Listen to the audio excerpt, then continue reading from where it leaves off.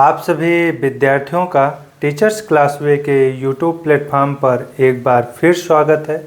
और आज मैं आप लोगों के बीच कक्षा 10 के सामाजिक विज्ञान के पहले चैप्टर का चौथा पार्ट लेकर आया हूँ। यह यूरोप में राष्ट्रवाद का उदय का यह पार्ट 4 है और इस चैप्टर में हम कुछ महत्वपूर्ण प्रश्नों पर चर्चा करेंगे। तो चलिए आज देखते हैं कि इस पार्ट में हम किन प्रश्नों पर चर्चा करते हैं। जैसा कि हमने इस चैप्टर के 3 पार्ट पर पहले से ही चर्चा कर चुके हैं और उन पार्टों को हमने अपलोड भी कर दिया है। अगर आप लोग उन पार्ट को नहीं देखे हैं तो उसे ज़रूर देखिएगा, क्योंकि जब तक आप उसे नहीं देखेंगे तब तक आप इस पार्ट को नहीं समझ पाएंगे। तो चलिए हम देखते हैं कि जैसा कि यूरोप में राष्ट्रवाद के विषय में हमने सर्वप्रथम जाना कि यूरोप में राष्ट्रवाद की भावना कहाँ से जागृत हुई। उसके बाद हमने जाना कि यूरोप में ऐसी कौन सी परिस्थितियाँ आ गई या फ्रांस में ऐसी कौन सी परिस्थितियाँ आ गई। फ्रांस में सर्वप्रथम राष्ट्रवाद की भावना जागृत हुई थी, इसको हम पहले ही बता चुके हैं। तो फ्रांस में ऐसी कौन सी परिस्थितियाँ आ गई जिसके कारण लोगों ने राष्ट्रवाद की तरफ रुख अख्तियार कर लिया, राष्ट्रवाद की तरफ अपना रुख मोड़ दिया। तो ऐसी कौन सी परिस्थितियां थी? तो हम जानते हैं कि फ्रांस की क्रांति कब हुई। फ्रांस की क्रांति के समय फ्रांस का सम्राट कौन था, हमने इसके भी विषय में जाना। उसके बाद हमने यह भी जाना कि फ्रांस का जो सम्राट लुई 16वां था, जिसके विरुद्ध जनता ने विद्रोह किया था और उसे सत्ता से बेदखल कर दिया। उसके बाद फ्रांस में प्रजातंत्र की स्थापना की गई। हमने इन सब महत्वपूर्ण बिंदुओं पर चर्चा किया और हमने जानने का प्रयास किया बहुत गहराई से कि फ्रांस की क्रांति किन परिस्थितियों में हुई थी और जनता ने क्यों विद्रोह किया था।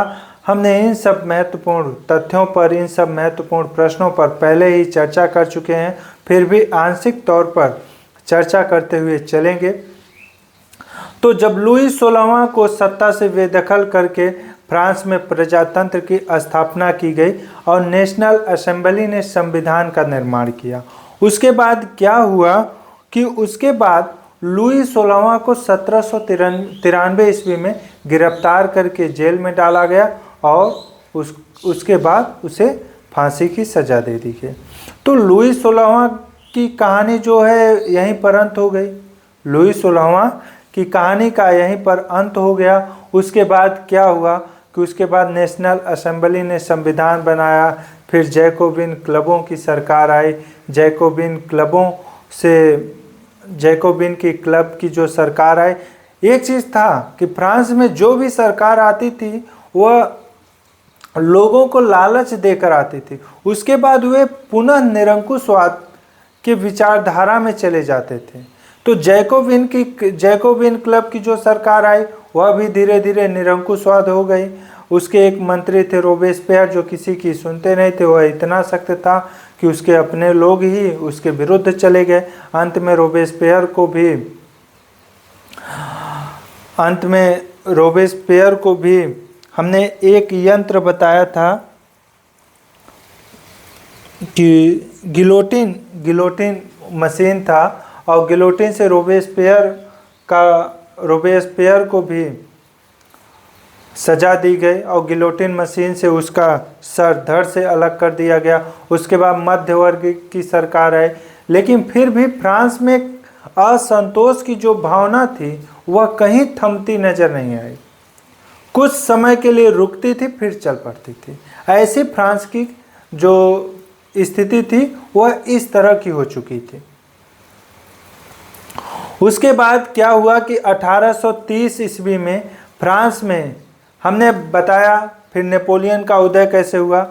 हम चूंकि आंशिक तौर पे चर्चा करते हुए चल रहे हैं कि हम किन पार्टों पर, किन प्रश्नों पर, किन तथ्यों पर आप लोगों के बीच चर्चा किए हैं, उसके विषय में हम चर्चा करते हुए चल रहे हैं। फिर नेपोलियन का उदय हुआ। जब दो विधान परिषदों की आपसी लड़ाइयाँ खत्म नहीं हुई तो उसके बाद क्या हुआ कि 1797 ईस्वी में जब विधान परिषदों की आपसी लड़ाइयाँ चल रही थी, तो उसी समय एक सैनिक तानाशाह था नेपोलियन, वह सत्ता पर काबिज हुआ और वहीं से नेपोलियन का उदय हुआ। हमने बताया कि 1804 ईस्वी में नेपोलियन फ्रांस का सम्राट बना। फ्रांस का सम्राट बनने के बाद उसने तुरंत क्या किया कि फ्रांस की जो प्रजातांत्रिक शासन व्यवस्था थी उसको हटाकर पुनः राजतंत्री शासन व्यवस्था ला दी। हालांकि नेपोलियन ने कुछ सुधार भी किए। हमने इन सब महत्वपूर्ण तथ्यों पर चर्चा किया। फिर नेपोलियन का अंत कैसे हुआ, हमने यह भी जाना कि नेपोलियन की हार किस युद्ध में हुई और नेपोलियन को पराजित करने वाला कौन था, और नेपोलियन की जब हार हुई तो उसके बाद नेपोलियन के साथ किस तरह का व्यवहार किया गया और नेपोलियन की मृत्यु कब हुई, हमने इन सब महत्वपूर्ण तथ्यों पर चर्चा किया। तो आज हम देखते हैं कि जब नेपोलियन का जब अंत हुआ तो उसके बाद क्या हुआ। नेपोलियन के अंत के बाद फ्रांस में एक चीज़ आ गया कि जो यूरोपीय सरकारें थी वह रूढ़िवाद की भावना से प्रेरित थी। तो रूढ़िवाद की जो सरकारें थी वह क्या थी, वह निरंकुशवाद की विचारधारा को पसंद करती थी और यही कारण था कि वह अपनी आलोचना को सुनने को कतई तैयार नहीं थे, जिसके कारण अपनी आलोचना जब भी कोई उनकी आलोचना करता था तो वह उस आलोचना को दबाने का प्रयास करते थे। और यही कारण था कि रूढ़िवाद की सरकार जो थी उसके विरुद्ध भी जनता गई। और 1830 ईस्वी में, उसके पहले एक और प्रश्न था, हमने उस पर भी चर्चा किया था कि वियना सम्मेलन। जब नेपोलियन का पतन हुआ 1815 ईस्वी में तो उसके बाद एक वियना सम्मेलन हुआ था। वियना सम्मेलन क्या था, इसकी अध्यक्षता किसने की थी, तो वियना सम्मेलन की अध्यक्षता डेयोक मेटरनिख ने की थी, उसके विषय में हमने बताया। उसके बाद वियना सम्मेलन के बाद यूरोप में क्या परिवर्तन हुए, क्या बदलाव हुए, उसके विषय में हमने चर्चा किया। फिर हमने जाना कि देखिए वियना सम्मेलन के बाद क्या हुआ कि फ्रांस की जो जनता जिस शासक से त्रस्त होकर राष्ट्रवाद की तरफ रुख अख्तियार किया था, उसी राजवंश, चूँकि लुई 16वां जो था वह बोर्बो राजवंश का शासक था, तो वियना सम्मेलन के बाद क्या हुआ कि बोर्बो राजवंश को सत्ता में बहाल कर दिया, अर्थात पुनः सत्ता में आ गया बोर्बो राजवंश वियना सम्मेलन के बाद। उसके बाद फिर आंदोलन हुए। 1830 ईस्वी में प्रथम विद्रोह हुआ था और उसके बाद एक संवैधानिक राजतंत्र की स्थापना की गई जिसकी अध्यक्षता लुई फिलिप ने की थी। तो यहाँ तक हम पिछले ही पार्टों में यहाँ तक हमने चर्चा किया था। उसके बाद किस तरह से किस संधि के दौरान यूनान एक देश के रूप में उभरा, इन सब महत्वपूर्ण तथ्यों पर हम पहले ही चर्चा कर चुके हैं। तो आज के इस पार्ट में चूंकि आज हमारे पास समय बहुत कम है, इसलिए हम इसे बहुत लंबा वीडियो नहीं बनाएंगे, बहुत लंबा क्लास नहीं चलाएंगे। आज एक छोटी सी क्लास होगी और इसमें कुछ महत्वपूर्ण तथ्यों पर या प्रश्नों पर चर्चा करेंगे। इसके बाद अगले पार्ट में हम देखेंगे और विस्तार से चर्चा करेंगे, फिर उसके अगले पार्ट में इस चैप्टर को कंप्लीट कर देंगे। तो चलिए देखते हैं कि जब भी राष्ट्रवाद की भावना जागृत होती है, प्रायः लोग युद्ध से या क्षेत्र से उसको जोड़कर देखने लगते हैं। ऐसा बिल्कुल नहीं है। राष्ट्रवाद की भावना जब जागृत होती है तो राष्ट्रवाद की भावना जागृत करने वाले कौन होते हैं? लोग ही होते हैं।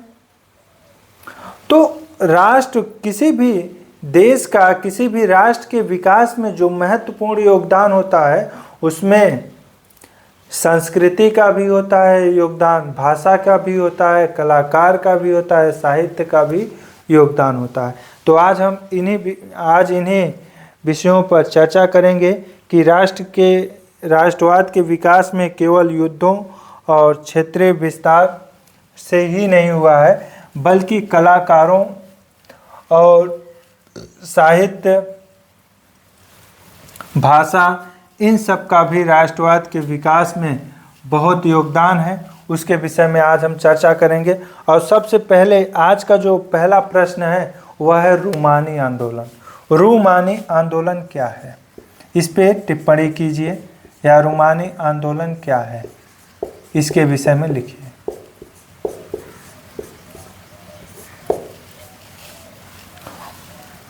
रूमानी आंदोलन क्या है? रूमानी आंदोलन यह एक सांस्कृतिक आंदोलन था जो एक खास तरह की राष्ट्रीय भावना का विकास करना चाहता था। लिख लीजिए, यह एक सांस्कृतिक आंदोलन था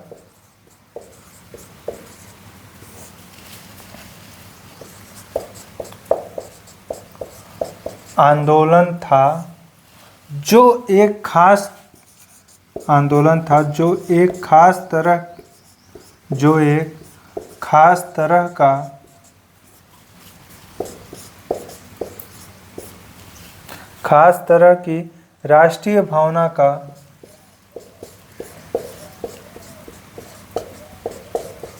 खास तरह की राष्ट्रीय भावना का विकास करना चाहता था। राष्ट्रीय भावना का विकास करना चाहता था।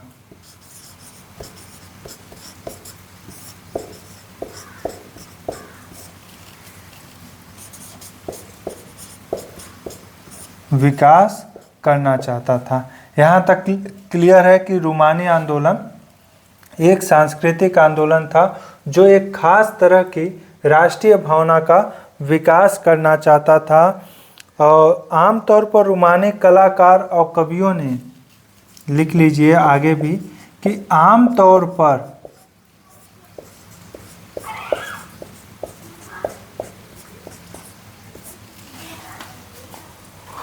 रूमानी कलाकारों और कवियों ने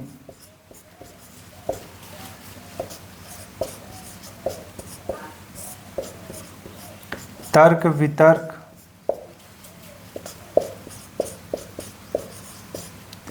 विज्ञान के महिमा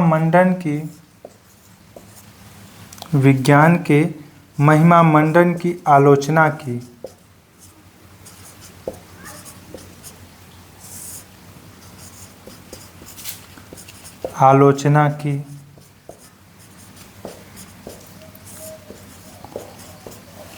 और उसके स्थान पर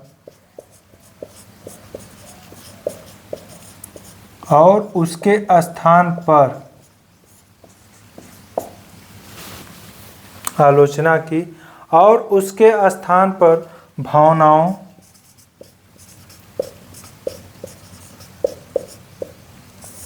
अंतर्दृष्टि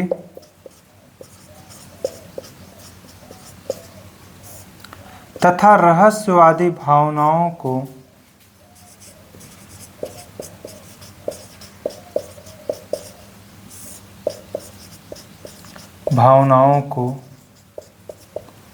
जगह दी।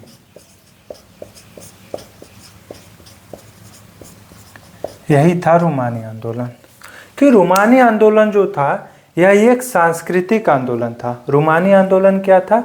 यह एक सांस्कृतिक आंदोलन था जो एक खास तरह की राष्ट्रीय भावना का विकास करना चाहता था। आमतौर पर जो रूमानी कलाकार होते थे और कवि, ये तर्क वितर्क और विज्ञान की महिमा मंडन की आलोचना करते थे। हाँ, और उसके स्थान पर भावनाओं, अंतर्दृष्टि तथा रहस्यवादी भावनाओं को जगह दी। तो यहाँ तक क्लियर है। यहाँ तक अगर कोई भी डाउट होगा तो उसे आप पूछ सकते हैं। ठीक है, तो रूमानी आंदोलन क्या था? यह एक सांस्कृतिक आंदोलन था जो एक खास तरह की राष्ट्रीय भावना का विकास करना चाहता था। और आमतौर पर रूमानी कलाकारों और कवियों ने तर्क वितर्क और वह, यहाँ पे वह लिख लीजिए, कि तर्क वितर्क व विज्ञान के महिमा मंडन की आलोचना की, और उसके स्थान पर भावनाओं, अंतर्दृष्टि, रहस्यवादी भावनाओं को जगह दी। तो यहाँ तक क्लियर है। इसके बाद अब हम भाषा के विषय में चर्चा करते हैं कि भाषा क्या था। देखिए, भाषा की भूमिका उतनी ही है कि भाषा ने भी राष्ट्रीय भावनाओं के विकास में महत्वपूर्ण भूमिका निभाई। अगर आपके चैप्टर के अकॉर्डिंग अगर हम देखें तो जब रूस का कब्जा हो गया था तो पोलिश भाषा जब पोलैंड का कुछ क्षेत्र रूस को दे दिया गया था, तो उसके बाद जो वहाँ का पोलिश भाषा था, पोलिश भाषा को हटाकर रूसी भाषा को बलपूर्वक लागू किया गया, जिसके बाद पोलिश भाषा के जो सदस्य थे वे आंदोलन किए, वे विद्रोह किए, लेकिन रूस ने उस विद्रोह को दबा दिया। उसके बाद क्या किया कि पोलिश भाषाओं ने भाषा को हथियार बना लिया। पोलिश भाषाओं के जो सदस्य थे, जो लोग थे, वे क्या किए कि भाषा को आधार बना लिया, हथियार बना लिया। और जो चर्च थे, चर्च में जो पादरी, चर्च और धार्मिक जो स्थान थे, वहाँ पर पादरियों और पादरी और बिशपों के द्वारा पोलिश भाषा को संचालित कर रहे थे। जिसके बाद क्या किया कि रूस ने जो पादरी और बिशप थे उनको गिरफ्तार करके जेल में डाल दिया। तो अगर हम इस तरह से देखें तो पोलिश भाषा जो था वह रूसी प्रभुत्व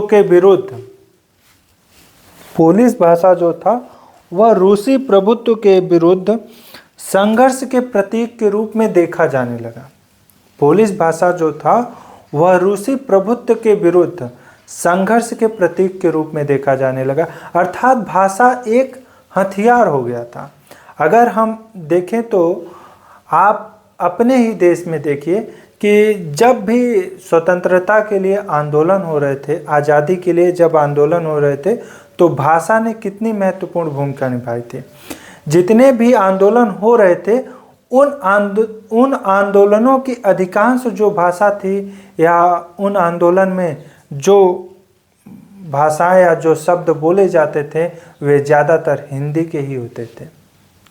तो जो आंदोलनकारी थे वे भाषा को हथियार बनाकर उसका उपयोग कर रहे थे। उसके बाद हम देखते हैं कि भारत जब आज़ाद हुआ तो किसी भी राष्ट्र या राज्य के निर्माण में भाषा की भूमिका कितनी महत्वपूर्ण होती है, इसे हम आप ऐसे ही देख लीजिए कि भारत जब स्वतंत्र हुआ तो सर्वप्रथम 1956 में भाषा के आधार पर राज्यों का गठन किया गया। जैसे जो तमिल भाषा बोलते थे उन्हें तमिलनाडु राज्य दिया गया, उस तमिल भाषी क्षेत्र को तमिलनाडु का नाम दिया गया, और जो तेलुगु बोलते थे तो तेलुगु भाषी क्षेत्रों को आंध्र प्रदेश का नाम दिया गया, और जो कन्नड़ बोलते थे कन्नड़ भाषी लोगों के लिए कर्नाटक दिया गया। तो इस तरह से भाषा किसी भी राष्ट्र या राज्य के निर्माण में कितनी महत्वपूर्ण भूमिका निभाती है उसे आप लोग समझ सकते हैं, और उसी के विषय में हमने चर्चा किया। ठीक है, तो उम्मीद है कि यहाँ तक आप लोगों को समझ में आया होगा कि किसी भी राष्ट्र के विकास में युद्ध और क्षेत्रीयता विस्तार ही महत्वपूर्ण नहीं है। युद्ध, क्षेत्रीयता विस्तार के साथ साथ वहाँ की संस्कृति, सभ्यता, साहित्य, कला, भाषा आदि का भी योगदान उतना ही महत्वपूर्ण है जितना विस्तार, क्षेत्रीयता और युद्ध का है। तो यहाँ तक क्लियर है? यहाँ तक अगर कोई भी डाउट होगा तो उसे आप निस्संदेह पूछ सकते हैं। ठीक है, निश्चित रूप से हम उसका उत्तर देंगे। तो इसे आप लोग नोट कर लीजिए।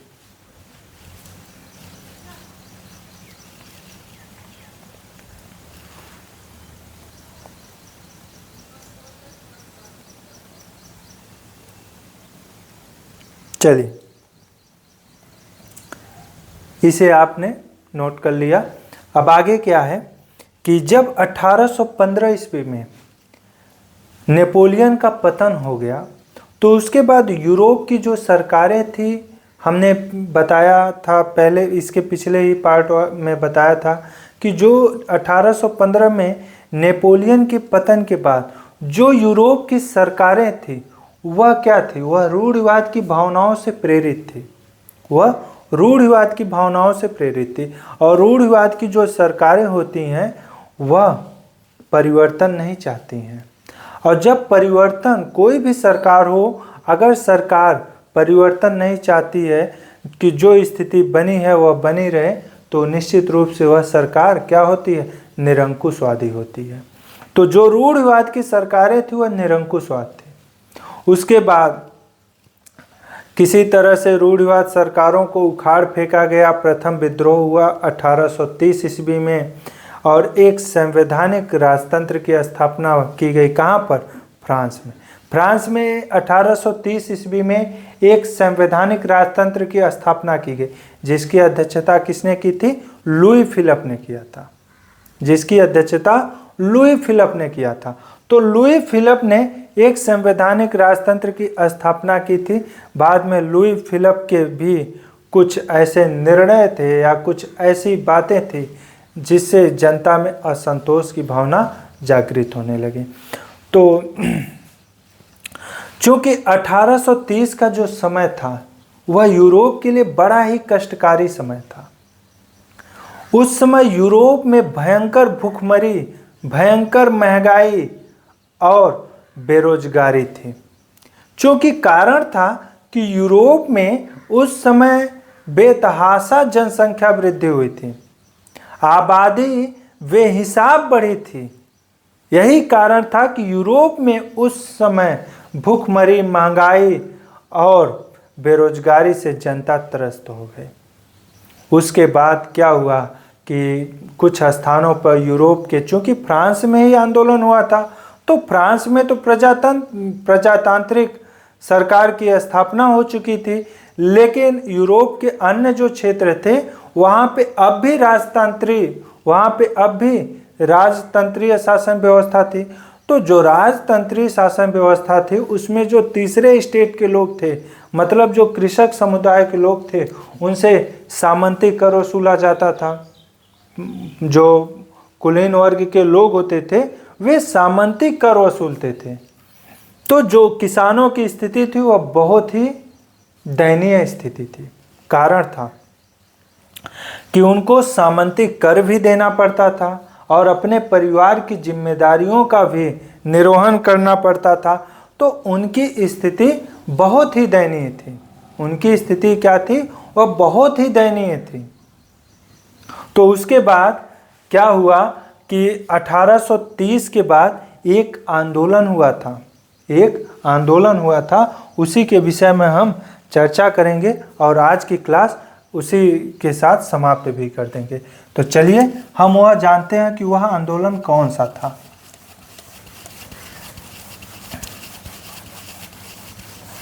कि जब किसानों ने, चूंकि किसान, अब फ्रांस में क्रांति हुई, फ्रांस में प्रजातांत्रिक सरकार की स्थापना हो गई, शासन व्यवस्था, प्रजातांत्रिक शासन व्यवस्था आ गई। तो फ्रांस के साथ साथ यूरोप के जो अन्य देश थे वहाँ भी धीरे धीरे करके राष्ट्रवादिता की भावना जागृत होने लगी। और जब वहाँ भी राष्ट्रवादिता की भावना जागृत होने लगी तो जो किसान थे वे आंदोलन करने के लिए उत्सुक थे। उत्सुक तो नहीं कह सकते, वे आंदोलन का रास्ता वे लोग भी अख्तियार कर लिए। जिसके बाद क्या हुआ कि यूरोप के अन्य क्षेत्रों में भी आंदोलन हुए और आंदोलन होने के बाद जर्मनी, और उदाहरण के तौर पे अगर हम देखें तो जर्मनी और इटली में भी राष्ट्रवाद की भावना जागृत हुई। तो यहाँ पर हम प्रश्न है आपका, बहुत ही महत्वपूर्ण प्रश्न है कि फ्रांस में कृषक आंदोलन कब हुआ था? फ्रांस में कृषक आंदोलन कब हुआ था? तो फ्रांस में कृषक आंदोलन कब हुआ था? लिख लीजिए कि फ्रांस में कृषक आंदोलन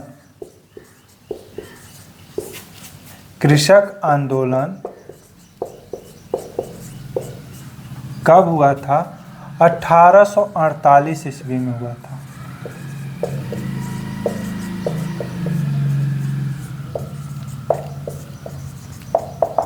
फ्रांस में कृषक आंदोलन कब हुआ था? तो फ्रांस में कृषक आंदोलन 1848 ईस्वी में हुआ था। यहाँ तक क्लियर है। इस आंदोलन के बाद क्या हुआ था?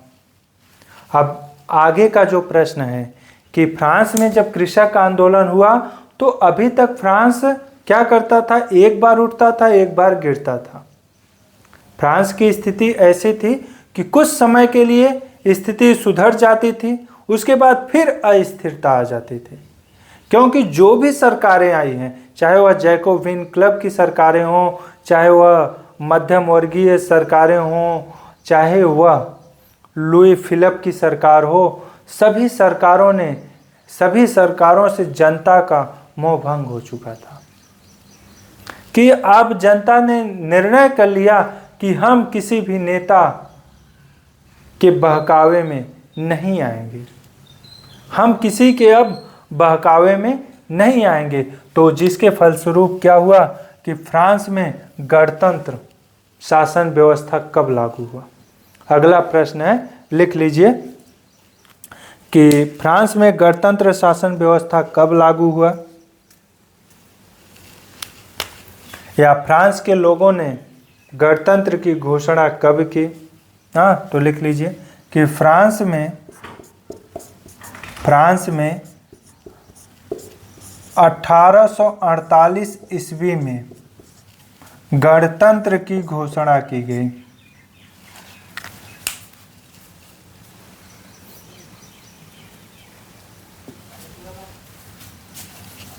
अठारह ईस्वी में क्या हुआ?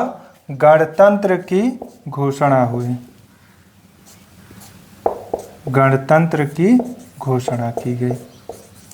अब जब गणतंत्र की घोषणा की गई तो इसमें तो सभी लोगों को अधिकार मिलने चाहिए, सभी लोगों को अधिकार मिलने चाहिए। तो उसके बाद क्या हुआ कि जब गणतंत्र की घोषणा कब की गई? यहाँ से एक प्रश्न और बनता है कि फ्रांस के लोगों ने लुई फिलिप को सत्ता से बेदखल कब किया था? कि फ्रांस के लोगों ने लुई फिलिप को सत्ता से बेदखल कब किया था, या लुई फिलिप को सत्ता छोड़कर भागने के लिए कब मजबूर किया था? तो लिख लीजिए कि फ्रांस के लोगों ने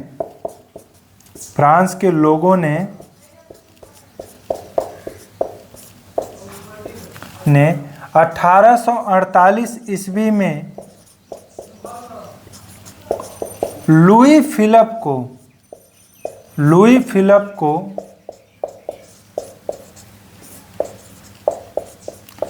सत्ता से बेदखल कर दिया था। लुई फिलिप को सत्ता छोड़कर भागने के लिए मजबूर कर दिया था। ये भी लिख सकते हैं, सत्ता से बेदखल कर दिया था,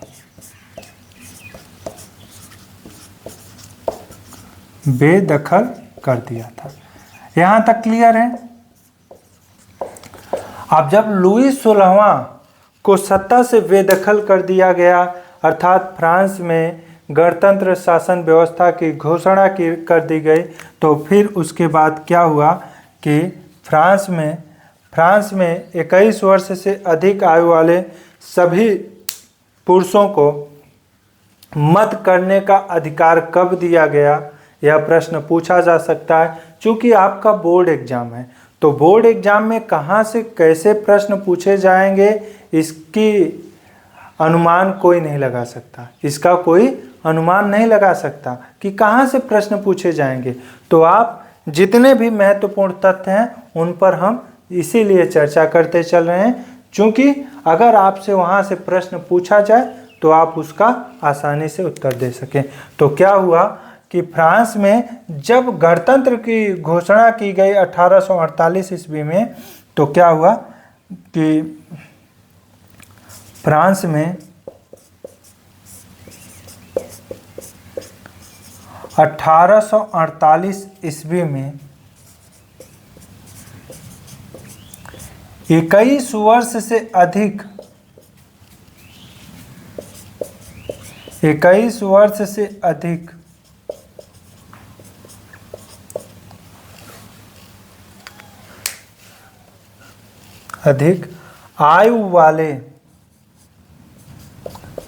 आयु वाले सभी पुरुषों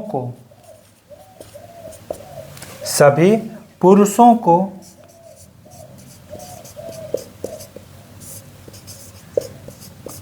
मताधिकार दिया गया। मताधिकार की शक्ति प्रदान की गई या मताधिकार प्रदान किया गया। मताधिकार प्रदान की गई।